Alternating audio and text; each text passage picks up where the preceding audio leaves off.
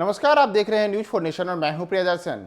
बिहार में इन दिनों लालू परिवार पर केंद्रीय जांच एजेंसियों ने शिकंजा कस रखा है। सीबीआई और ईडी की लगातार कार्रवाई चल रही है। सीबीआई ने लालू यादव और राबड़ी देवी से पूछताछ की, तो वहीं ईडी ने एक साथ देश में अलग अलग ठिकानों पर जो लालू यादव से जुड़े हुए लोग रहे उनके यहाँ छापेमारी की और करीब 24 जगहों पर ईडी की कार्रवाई हुई। ऐसे में अब राष्ट्रीय जनता दल के कई नेता यह मांग कर रहे हैं कि ईडी और सीबीआई की जो कार्रवाई है बिहार में हो रही है लालू परिवार के खिलाफ, उस पर रोक लगनी चाहिए और बाकायदा बिहार के मुख्यमंत्री नीतीश कुमार को यह नियम लागू कर देना चाहिए कि किसी भी जो कार्रवाई होगी केंद्रीय जांच एजेंसी की बिहार में, उस एजेंसी की कार्रवाई के पहले राज्य सरकार से अनुमति ली जाए। तो बड़ा सवाल है कि क्या यह संभव है कि ईडी और सीबीआई कोई कार्रवाई करती हो तो उसे पहले राज्य सरकार से अनुमति लेने की आवश्यकता है?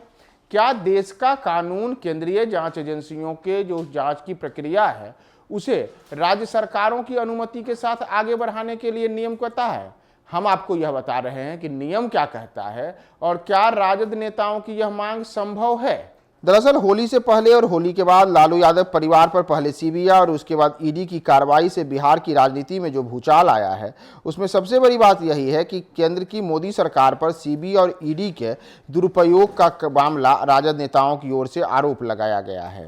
लेकिन सवाल है कि क्या राजद के नेता जो कह रहे हैं कि सीबीआई और ईडी की जो कार्रवाई बिहार में हुई है उसके लिए अब उन्हें बिहार सरकार से अनुमति लेनी चाहिए, और तो क्या ऐसा संभव है? दरअसल अगर आप सीबीआई के गठन और सीबीआई के जो जांच की प्रक्रिया के मिले अधिकार हैं उस पर गौर करेंगे तो यह बेहद पेचीदा लेकिन क्या ही अलग तरीके का मामला है। दरअसल राज्य सरकारें सीबीआई को कार्रवाई से तो रोक सकती हैं, लेकिन उसके लिए एक अलग किस्म का कानून लाना पड़ता है। दरअसल जो मौजूदा समय में जो सीबीआई का गठन वर्ष 1946 में हुआ था, तो उसके जो नियम कहते हैं वह कहते हैं कि Delhi special police establishment act 1946 के तहत सीबीआई यानी केंद्रीय जांच ब्यूरो का गठन हुआ और इस कानून का सेक्शन 5 कहता है कि केंद्र सरकार जांच शुरू करने की अनुमति देती है। यानी कि सीबीआई किसी भी देश में जो चाहे भ्रष्टाचार से जुड़ा मामला हो, अपराध से जुड़ा मामला हो या कोई अन्य मामला हो, इसके लिए जो जांच की प्रक्रिया है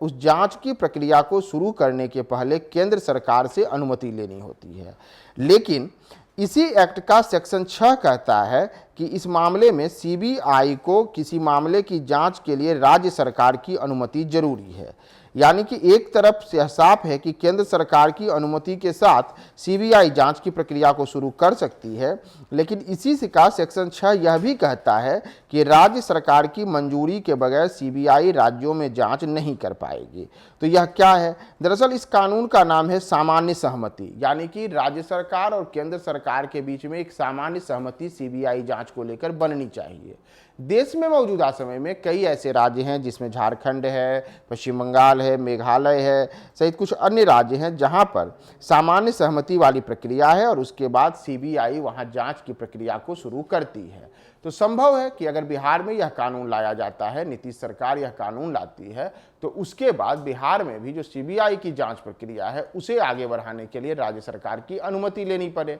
लेकिन बात अगर हम ईडी की करें कि ईडी के क्या अधिकार और नियम हैं, तो ईडी जो है एक अलग किस्म की एजेंसी है। सीबीआई की तरह ही एक केंद्रीय जांच एजेंसी तो है, लेकिन यह आर्थिक अनियमितताओं यानी कि वित्तीय जो लेन देन होते हैं उसकी जांच करती है। साथ ही साथ एक और एजेंसी है एनआईए, यानी कि जो आतंकवाद निरोधी जो दल है तो उसके लिए जांच करती है। तो ईडी यानी कि प्रवर्तन निदेशालय को आर्थिक भ्रष्टाचार से जुड़े मामलों की जांच करने का अधिकार है, तो एनआईए को आतंक से जुड़े मामलों की जांच करने का अधिकार है। इन दोनों एजेंसियों के लिए सीबीआई से अलग कानून है, यानी कि ये दोनों जो नियमों के तहत काम करते हैं उसमें ईडी को कहीं से भी राज्य सरकारों से मंजूरी लेने की जरूरत नहीं पड़ती है। इसी तरह एनआईए को भी देश के किसी भी हिस्से में राज्य सरकार की मंजूरी के बिना छापेमारी करने और जांच की प्रक्रिया को आगे बढ़ाने का अधिकार है। यानी कि जिस मांग को अभी मौजूदा समय में राजद के नेता और कुछ अन्य नेता कर रहे हैं कि बिहार में सीबीआई के प्रवेश पर रोक लगने के लिए यह कानून लाया जाए, तो संभव है कि अगर नीतीश कुमार ऐसा कोई सामान्य जो सहमति वाली नियम है उसे लागू कर भी देते हैं तो सीबीआई को एक घड़ी के लिए वे रोक सकते हैं। लेकिन ईडी के मामले में ईडी स्वतंत्र है, तो ईडी की भी कार्रवाई जो लालू परिवार है उनके खिलाफ हो रही है। नीतीश सरकार सीबीआई को भले रोक सकती है इस कानून को लाकर, लेकिन ईडी को रोकना नीतीश सरकार के बस की बात नहीं है। इतना ही नहीं, जिस प्रकार से नीतीश कुमार भ्रष्टाचार पर जीरो टॉलरेंस की नीति को अपनाए हुए हैं,